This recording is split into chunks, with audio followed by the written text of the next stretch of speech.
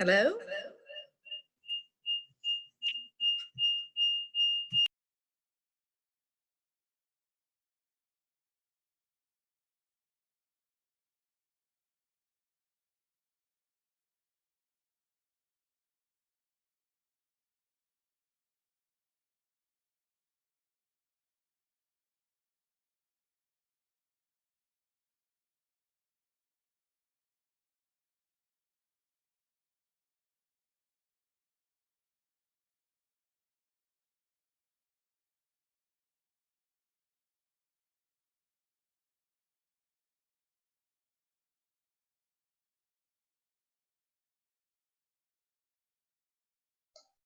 Can you hear me now?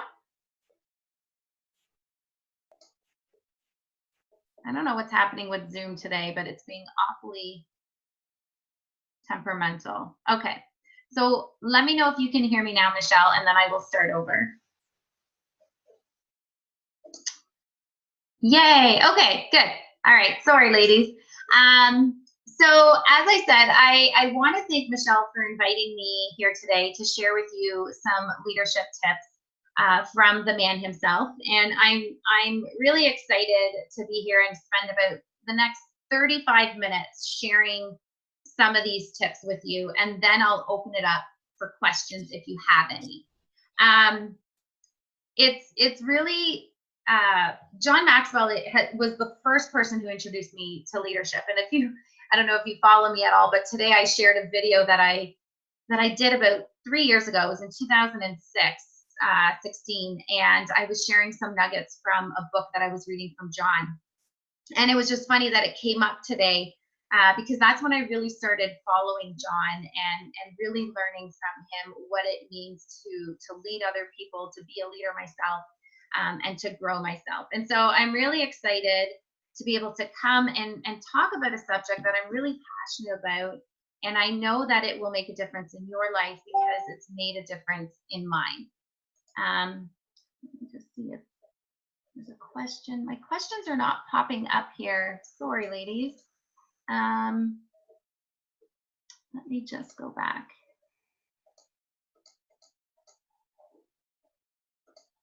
Okay. If you have a question, just unmute yourself and feel free to interrupt me because my chat isn't pulling up for some reason. So if you have a question, just let me know. So how many of you think that it would be worth it for us to learn from another leader's mistakes? If you can gain insight and strategies from another leader who's been in this position for years, would you be interested in that? And I'm thinking yes, because you're all here today. And that's really what this book is about. Now, leadership is a huge, huge subject. And obviously I can't, go into all of it and teach all of that in one afternoon. But I plan on sharing 4 of John's tips out of the 26 in this book. And these 4, I think, are 4 great ones that'll really be able to give you some ideas as to how you can grow and increase your leadership today. And so I want to start by asking you, I'm going to switch this slide, how many people here today have failed at least once in their lifetime, whether it be failed at leading other people or failed at leading yourself? How many people have experienced failure? I'm going to see if I can pull the chat up. I'm not sure. Okay, so someone raised their hand. Yes, I think we've all experienced failure in our lifetime. And I wish someone would have told me that failure was normal when I first started, because I used to feel like failure was something wrong with me. And what I've learned is that failure is something that we will all experience on our way to becoming who we were created to be. And so all of us have experienced failure in some form or another while leading ourselves, leading others, going after our dreams, and going after those things that we really, really want. And that's okay. And those of us who were at Tony Robbins yesterday, we heard that from Rachel Hollis, and we've heard that before, that failure is actually a great thing, and we should practice failure. as Rachel told us yesterday. But you know, the stakes are really, really high when it comes to leading other people. And there's more competition today than ever.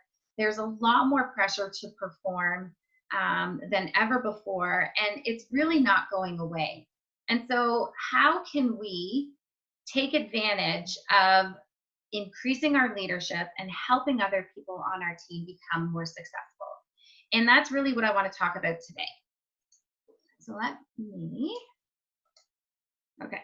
So I want to share with you some golden nuggets that you're going to be able to apply right away after this session. Is that good? Everyone okay with that? I love this quote. It's been said that a wise person learns from his mistakes. A wiser person learns from others' mistakes, but the wisest person of all learns from others' successes. And as I said earlier, you know, I've been following John Maxwell for about 4 to 5 years now. And John Maxwell has mentored thousands, if not hundreds of companies, hundreds, if not thousands of companies over his leadership career. And he really believes, and he always pours into us, that leadership is what makes a difference in not only our lives, but the lives of the people we work with. And leadership is influence. When Tony said that yesterday, right away I thought of John, because he always says that leadership is influence. But leadership also requires a lot from us. And it's demanding, and sometimes it can be very difficult. And so I don't want you to be like Charlie Brown, who admired a sandcastle as he was creating it on the beach. And then, you know, this big downpour came down and leveled it out. And as he looked at it, he stood there thinking, you know, there must be a lesson in here, but I just don't know what it is. I want to be able to really dive in and share some lessons from John that I've learned, that I loved out of this book, and offer you a little bit of gold so that you can start applying that into your business, and so that you can lead better. How does that sound? Good. Okay. So I'm going to share with you just the few things that we're going to go through today. In our short period of time together, I want to consider the following topics. If you are lonely as a leader, then what's wrong? What's the quickest way to evaluate how well you're leading your team? How do you lead the toughest person in the room? You know, people are going to quit.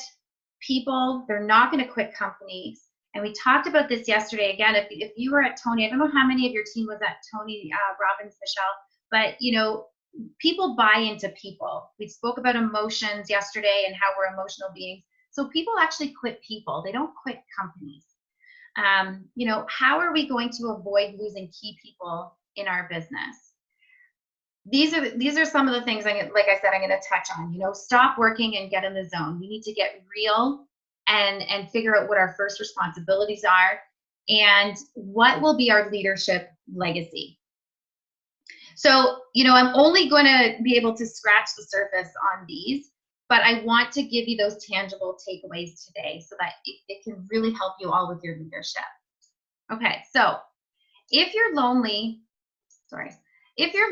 as a leader, then what is wrong? And that's a really great question that we all need to ask ourselves. And if there's been one consistent assumption that a lot of leaders make, it's that if you are good at leading, then you're going to be up at the top and you're going to be all alone, and it's really, really lonely at the top. And John shares with us in this book that there's a chapter that's actually called "If It's Lonely at the Top, Then You're Not Doing Something Right." And he makes the case that if you feel really lonely in your position as a leader, then your leadership is all about the position. It's actually about the position, and it's not about your people. We shouldn't feel lonely when we're at the top if we're truly leading people. Because when we're leading people, we're bringing people with us. The second thing that John often states is that, you know, if you're taking a journey and no one is following you, then you're just taking a walk. If you're all alone and there's no one following you, you know, and if no one is following you, then you really have to ask yourself if you're actually leading at all. And now this is also difficult because the toughest person to lead is ourselves.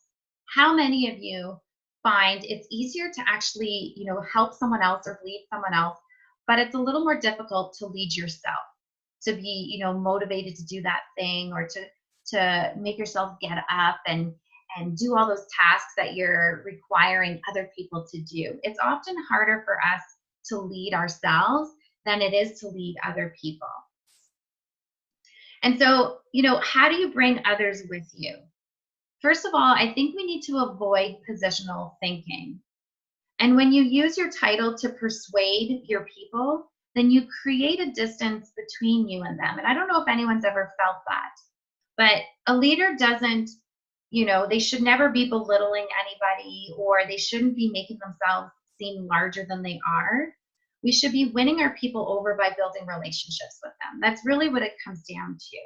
And if we do that, if we focus on building relationships with people, then we're never going to be lonely. And that's a fact.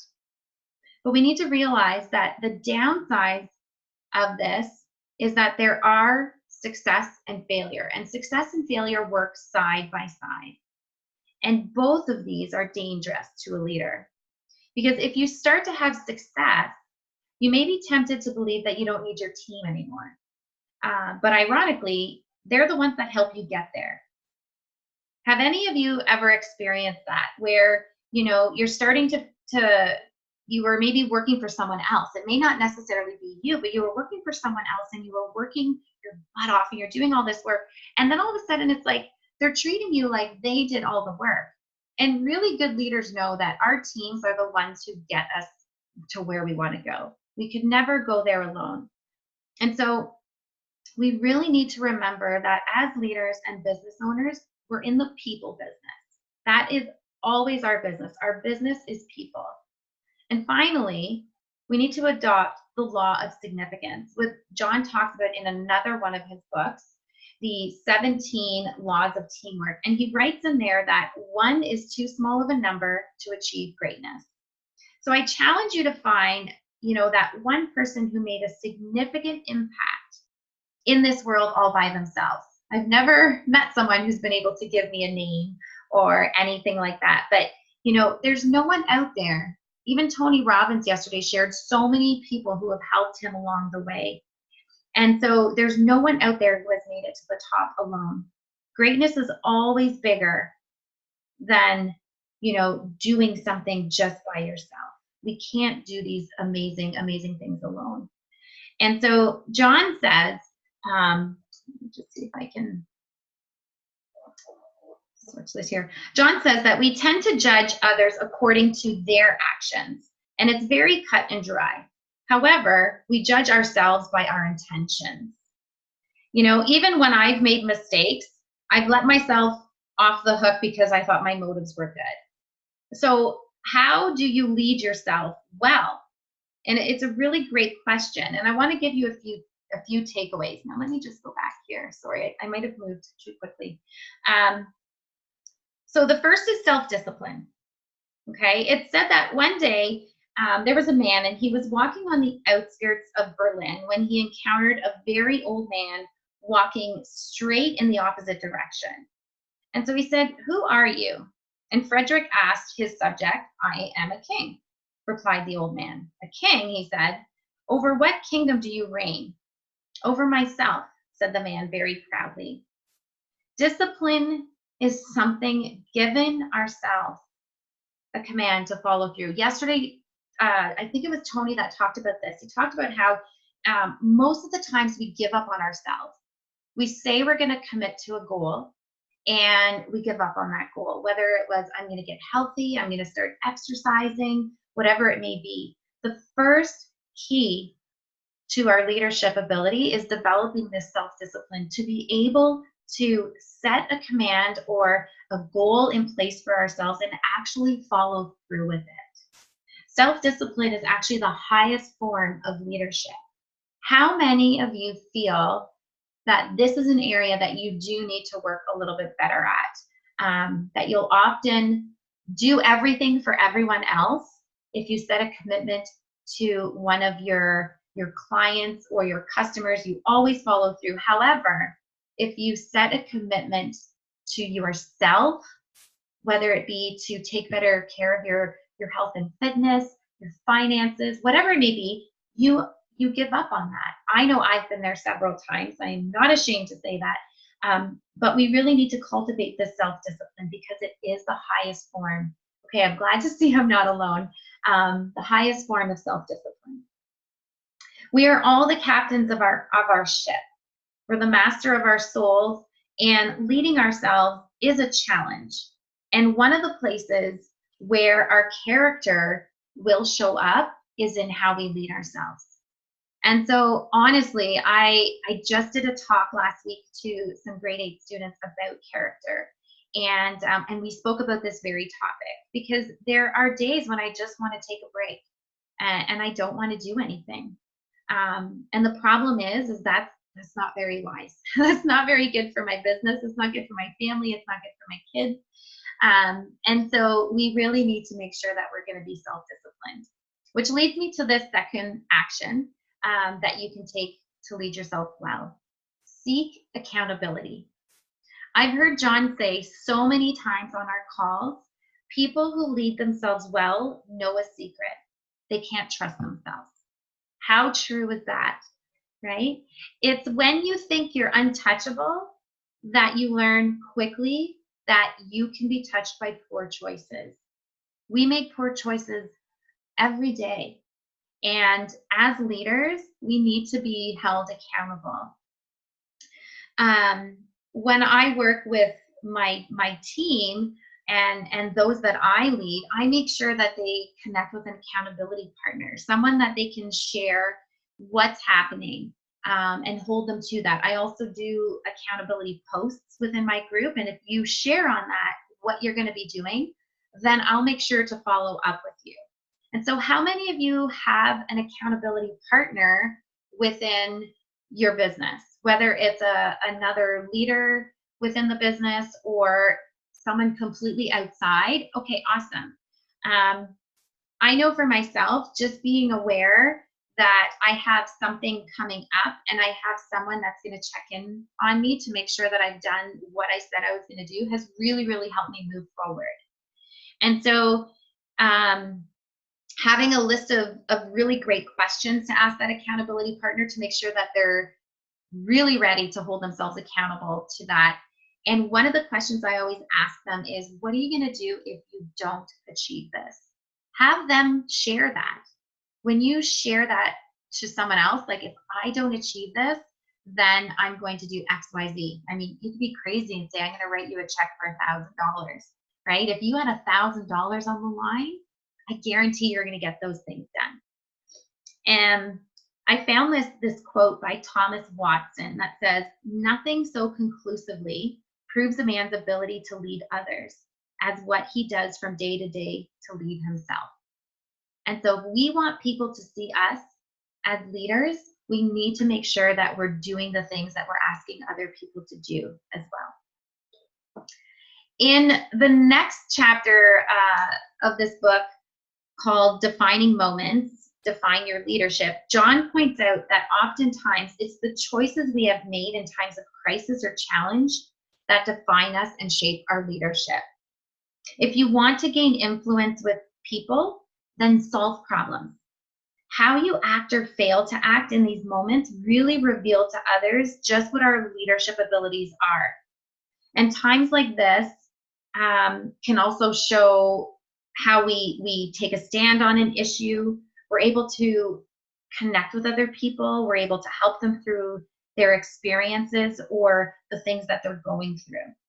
And so, really think about that. Think about how can you help other people solve problems, help them make better choices. Another thing which is often difficult is criticism. Okay, how do you handle criticism? And you can maybe write this down and we can talk about it later. I love the story of the salesman who was getting a haircut, and he mentioned that he was about to take this trip to Rome. And he said, Rome is a terrible, overrated city.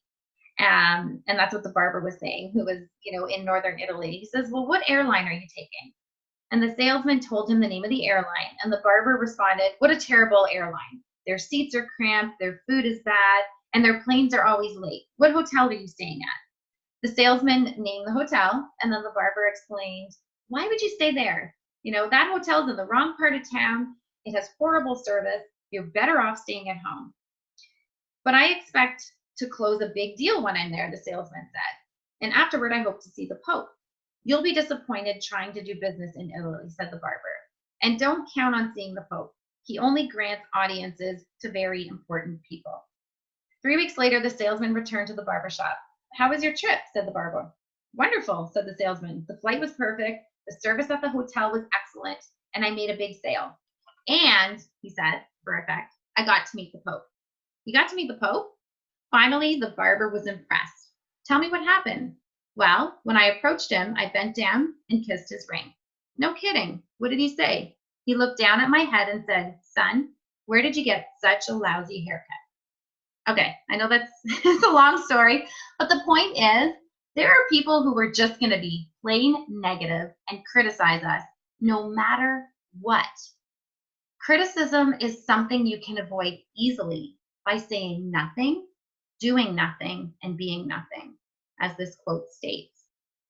And I don't know if any of you are surrounded by people who are really critical, but if you're building a business or if you're trying to lead people and you constantly have people who are criticizing every action that you take, or if you as a leader are criticizing every action that those you lead are taking, it's going to be very difficult for people to want to work with you and also look at you as a leader. And so we need to really be careful, because I know personally I grew up with a very in a very critical home. And so I have to be careful sometimes, especially with my kids, which sounds terrible, but I can be critical at times. And that's something that I've worked for years on. And it's really through growing as a leader that I've been able to see that criticism is something that I actually can avoid. It is a choice that I make to either be upbuilding or be critical to someone. Well, there is a comment here. Amen. Thank you. Yes. Okay. So, ladies, you're gonna know I'm not perfect. I have no problem sharing my flaws, and so I am always honest. So hopefully it doesn't make you think any less of me. But I'm always gonna share truth and honesty with you all. Okay. So people can change for the better only when they are open to improving. Have you noticed that? Have you noticed that with those people that you work with, right?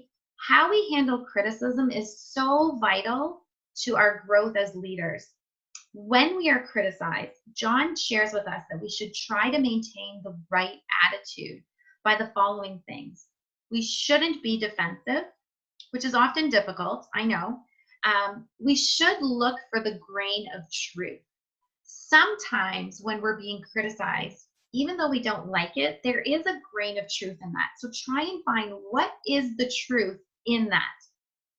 We need to think about making the necessary changes that have to be made, and we need to take the high road. Because when we sit in the leader seat, criticism will find us. And Michelle, maybe you've found this, especially building a multi-level marketing company. I'm sure you have received so much criticism. I mean, the industry itself receives criticism, which I cannot handle. And I have no problem standing up for those in the MLM industry, because I think that the work they do is brilliant. But when we sit in the leader's seat, criticism finds us. Whether it's legitimate or not, we need to maintain a positive attitude that there is gold in that pile of dirt, because that's all it is, right? It's just dirt when people are criticizing us. Oh, never. Yeah, there's always gold. Absolutely. And so here are some questions that I ask that I've discovered that I can ask myself. What kind of criticism is this? So number one, who criticized me, right? Because who is doing the criticism matters. Adverse criticism from a wise person is more to be desired than that from someone who you may not necessarily want their opinion. So the source matters. Number two, how was the criticism given? I try to discern whether the person was being judgmental or whether he gave me or she gave me the benefit of the doubt and was actually speaking with kindness to help me, either in my leadership role, or whatever it is that I was doing.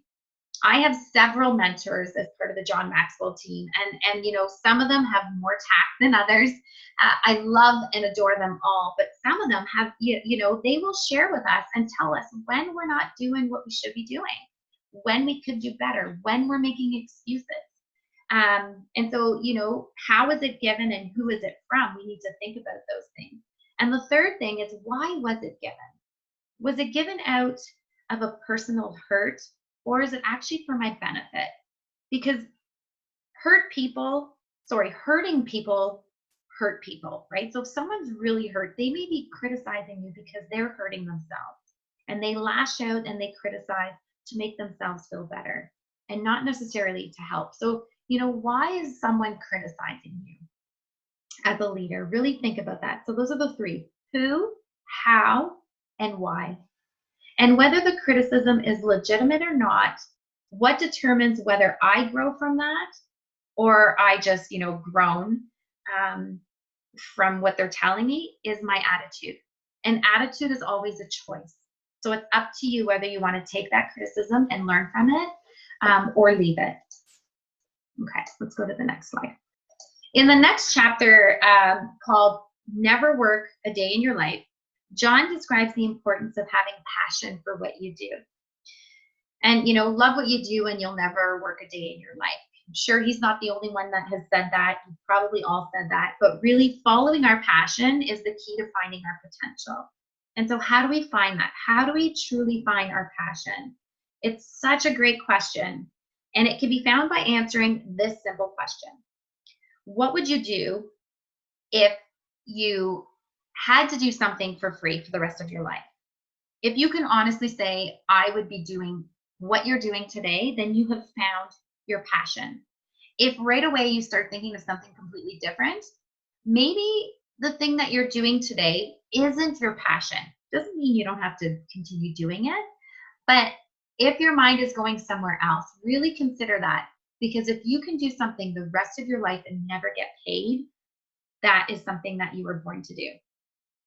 I found another quote that states, a master in the art of living draws no sharp distinction between his work and his play, his labor and his leisure, his mind and his body, his education and his recreation. He hardly knows which is which. He simply pursues his vision of excellence through whatever he is doing and leaves others to determine whether he is working or playing. To himself, he always appears to be doing both. I love that. When I'm leading, when I'm teaching, when I'm working with people, to me, that's like a day out. I just absolutely love it. I love being able to do what I'm doing right now with you ladies. To me, this isn't work. I can't believe that this is what I get to do every day. And I hope you feel the same way as well with your business. And I just want you to listen to the words of Jack Welch here. The world will belong to passionate, driven leaders, people who not only have enormous amounts of energy, but who can energize those whom they lead. Leadership is influence, nothing more, nothing less. Again, we spoke about energy yesterday with Tony Robbins. John Maxwell says all the time that leadership is influence, nothing more, nothing less. And even, like this quote right here, are we passionate? Are we driven? Do we have the energy to do what we're doing and lead other people? Because people will gravitate towards passionate people. And so are you passionate about the work you're doing? I'd love to hear. Yes, working towards it, but I really, truly hope that you're all passionate about that. Have you ever worked with someone, though, who wasn't really that passionate about what they were doing, and you could tell that?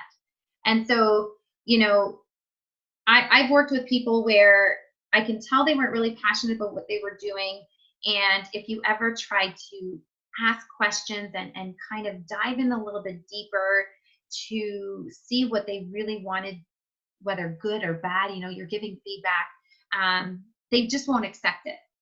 As a passionate person and leader in my work, I'm okay with hearing both good and bad feedback from people, right? Um, if we've ever worked with someone who never wanted to hear bad news about the company or the team, or they never wanted to prove anything, I would really question their ability to lead, not only lead, but also why are they here? Do they love what they're doing? Is this something they really want to be doing? Because John tells us that, if we're not able to hear both good and bad in what it is that we're doing, so whether it's in our leadership or a certain aspect of our business, then we're not really dealing with a major responsibility as a dealer, or as a dealer, sorry, as a leader. I'm thinking of Molly now, from yesterday, that she shared her, what was it? She was talking about her poker party. So I have dealer in my head. So John tells us that, as a leader, we really need to define reality. And one of the pitfalls that can stop us as a potential leader is our desire to focus on the vision that we're facing and, get away from reality. And so, how do we find what is real in our business right now? And he talks about this reality check, and I'm going to share it with you. Okay, so a reality check requires us to follow 4 different practices. We need to admit our weaknesses, which isn't always easy. And by the way, your team already knows what they are. Admitting them lets them know that but our team already knows what our weaknesses are. And so we need to be able to admit those so they know that we know them as well. We need to be able to embrace realistic people. So, birds of a feather flock together. Have team members who complement your weaknesses. I in that video that I shared this morning, which was some pointers from John, he talked about working in our strength zone. And so we all have strengths, which mean we also all have weaknesses. And so we need to have people who complement our weaknesses. We need to ask for honesty from other people. When we experience success, it becomes increasingly difficult to have people around us that will tell us what we need to hear rather than what we want to hear. How many of you can honestly say that you have people around you that keep it real, that have no problem telling you what you need to hear because they want the best from you? If all we're doing is telling people what they want to hear, it's like they don't really care about us, right? If those that you love and care about, you're going to be honest and real with them. And I know it sucks, okay? It's not fun to be able to give that kind of honesty to people, but people need it. And if you're the one receiving that kind of honesty, know that the person who gave it to you absolutely loves you and they want you to succeed. We need to be able to invite fresh eyes to come and check us out. And John admitted that he needed to bring outside consultants and experts in to take a new look at what he saw every day. There was an opportunity where he was just doing his business with his own lens. And he got to a point where he had to bring other people in to be able to see what was really going on. And they were able to help him in areas that he was weak in. And as Jim Collins points out in the book Good to Great, good leaders who lead great companies face reality and make changes accordingly. You absolutely cannot make a series of good decisions without first confronting the brutal facts. And so ask yourself, how am I doing in this? Right? How am I doing? Am I asking other people for really honest feedback? And am I also giving other people really honest feedback as well? Okay. So I'm just going to get you to consider a few more points here. So leaders learn continually, right? I believe that we can truly learn from everybody, always. And so I wasn't always of that mindset. I'm going to be honest. There was a point in my life where I thought, oh, I know this, how to do this on social media, or I knew about this particular marketing stream, or whatever it may be. And so I kind of had the attitude that I didn't need to learn those things anymore. And that's just not true. Leaders learn continually. Do you have a growth plan? Do you have a personal growth plan? I was always investing in my business ever since I started, whether it was a new marketing course, a sales course, a systems course, whatever it may be. But I never had a personal growth course. Never, until I actually discovered John Maxwell, and was intentional about becoming part of his team. Did I develop a personal growth plan?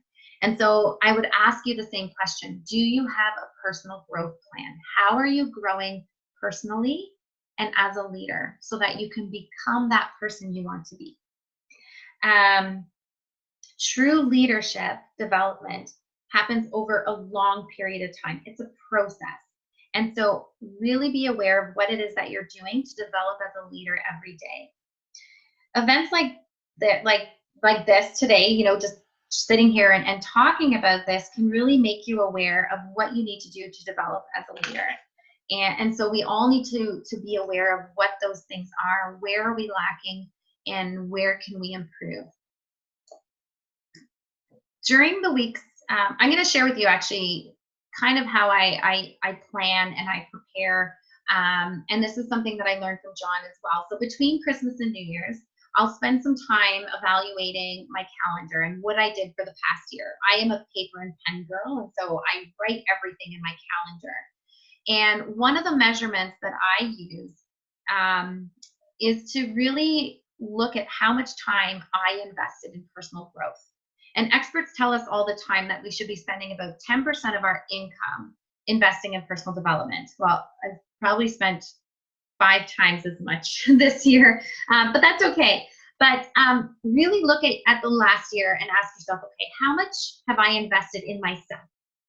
How am I continually learning and growing? So, what events did you attend that were not only about learning new tools to grow your business, but that really helped you? And so, yesterday being at the Tony Robbins event, he spoke a lot about our emotions and our energy and all that kind of stuff. And so that would be an opportunity that you would have attended, let's say, for your personal growth.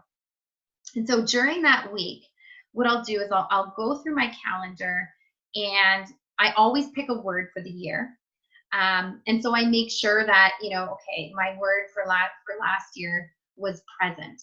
So I really wanted to be present in everything that I did this year. And so, I will then, after I've evaluated my calendar, I'll come up with my word for the next year. And that word really helps me get focused on the direction that I want to take my personal life and my business. And John says in his book, in order for us to grow, we must be intentional. And so it was really just yesterday when Rachel Hollis mentioned that. I think that was her first point on why she's successful. She became intentional. And so I would ask you how intentional you are when it comes to building your business and growing your leadership ability. And I'm just going to end with a few other points here. How can we keep learning and growing? One of the easiest things is invest in yourself. There's a direct link between how your company grows and how you personally grow.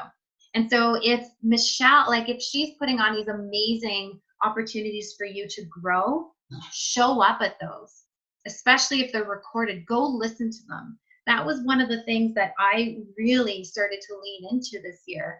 Was I have access to my mentors. I have a mindset coach. I have an entrepreneurial coach. I have a coach.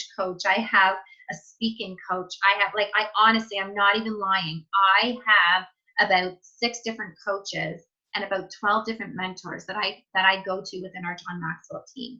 And so if I want to improve my speaking, then I make sure I hop on Roddy's calls and I listen to those calls and I take what he's saying to heart and I apply it.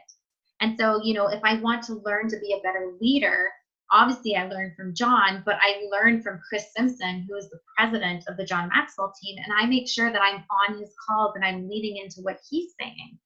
And so, really think about the area that you want to grow, and you need to follow those things. You need to learn from those people. So creating a growth environment where you can lead better is essential.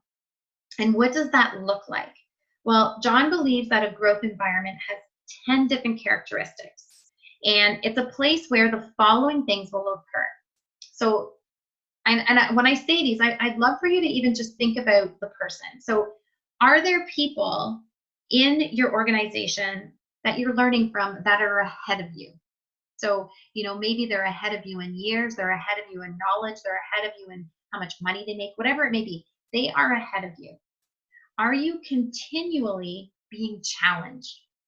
We know that growth does not happen when we sit in our comfort zone. And so are you constantly being challenged to get outside of that? Is your focus forward, right? Too often we're spending time focusing on the things that we can't control, the things that happened, all our failure, all that stuff.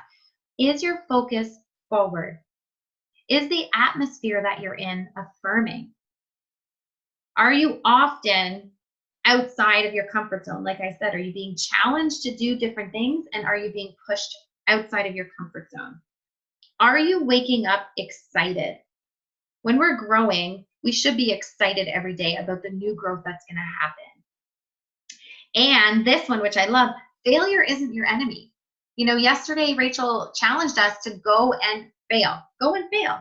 And I mean, John has a book called Failing Forward. So if you ever want to read a book about failure, I recommend picking that up. But failure is not our enemy. Failure is the other, that's how we get to success, is through failure.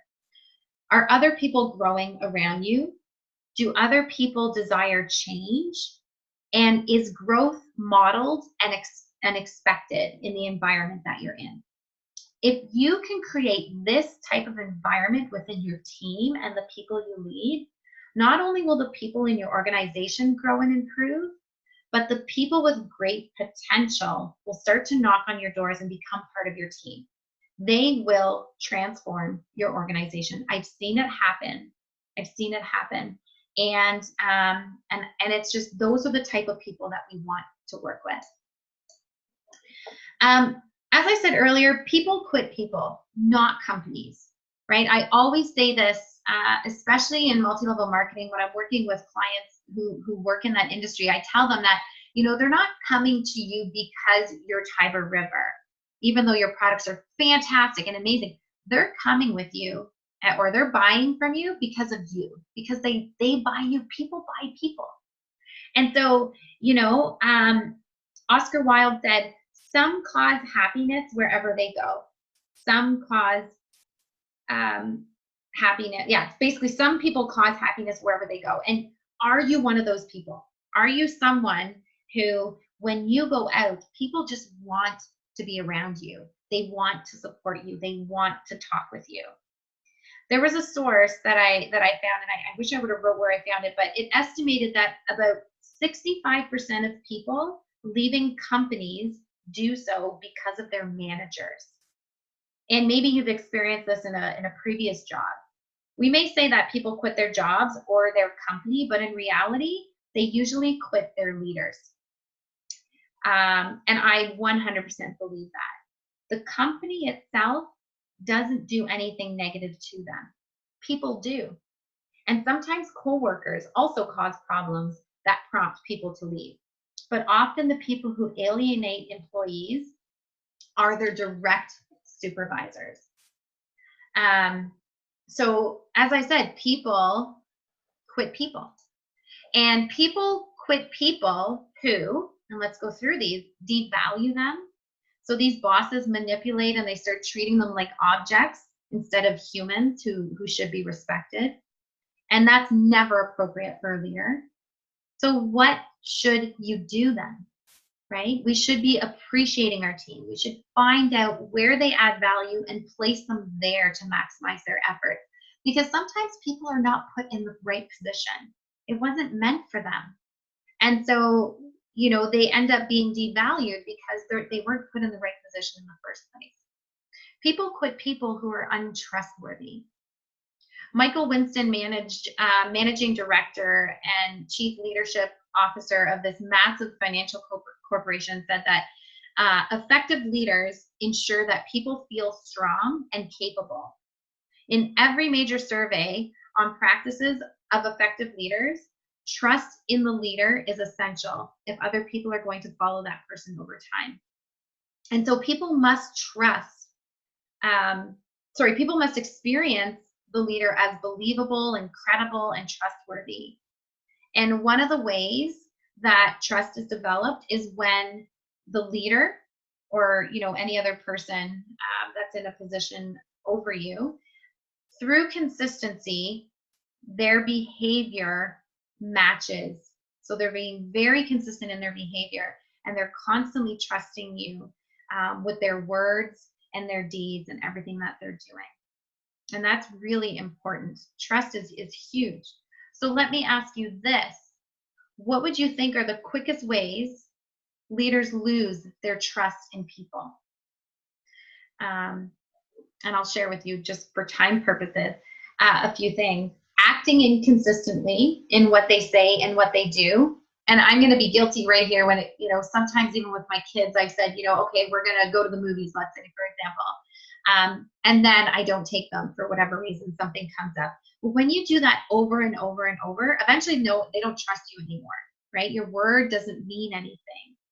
And so that's one of the quickest ways to lose trust. Another way is seeking personal gain above shared gain, right? When it becomes all about the leader and what they can get instead of the team. If you ever withhold information from the people that you lead, it's a really, really quick way for people to stop trusting you. Obviously, if you lie and tell half-truths, and being closed-minded. And so lastly, people quit leaders who are incompetent and those who are insecure. So we need to make sure that we're going to value people, we're going to trust people, we're going to act in a way that really has people wanting to work with us. Okay, so let's wrap this up. I just want to touch on a few proven actions. How to be a leader worth following rather than losing your key people. Number one, take responsibility for your relationships. As a leader, you take the lead in making sure relationships are positive. It always has to be a positive atmosphere. Conduct exit interviews. I don't know how many times you've ever done this, but I think this is really important because then you can find out why they're leaving. And if it's you, then you need to take the high road and own it. But at least then you can learn from that and you can reflect and go, okay, well, how can I be a better leader? How can I do differently next time? You need to value those who work for you. It's wonderful when people believe in their leader, but it's more wonderful when your leader believes in you, right? It's one thing for me to look up to those that I lead and believe in them and what they're capable of. But when they turn around and believe in me and what I can do, it just makes me want to go out and do more, right? Not because I want to be better in scenes, but I want to prove to them that I can do this. So, we need to make sure that it's not only about believing in a leader, but make sure the leader believes in the people. We need to prioritize credibility. As a leader, there will be times when you are way over your head. And during these times, we need to be trustworthy. We need people to be able to trust us.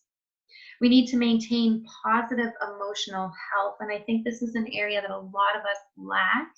We really don't, especially as women, and maybe I just speak for myself, but we don't often pay attention to our emotional health. And so follow the golden rule and have a positive attitude with your team.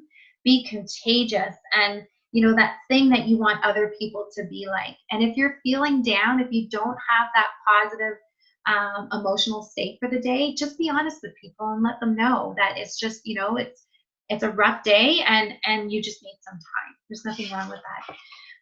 And lastly, we need to maintain a teachable spirit. And what this means is really that you understand that everyone and every situation can teach you something. And having this posture with your team will really have them also want to be teachable.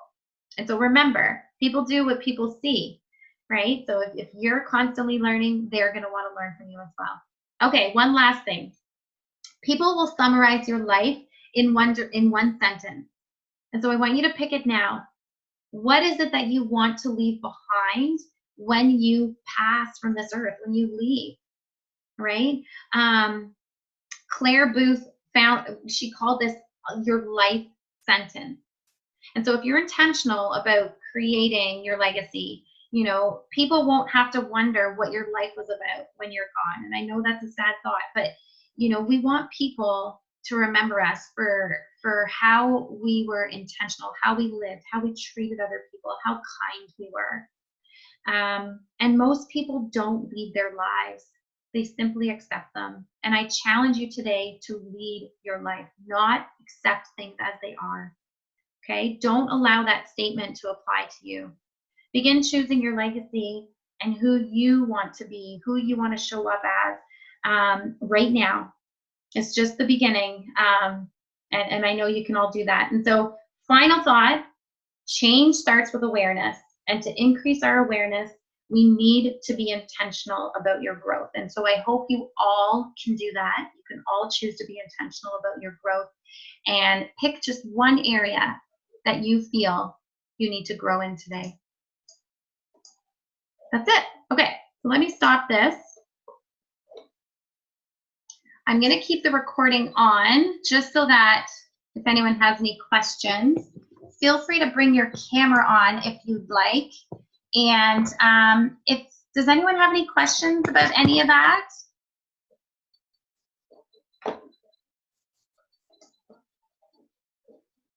Let me just, feel free to unmute yourself if you're still here. I just wanted to say thank you very much for it was fantastic. Lots of great nuggets, and I look forward to sharing it with the rest of the team. Awesome. Yeah. Well, if any questions come up afterwards, even once people listen to the recording, don't hesitate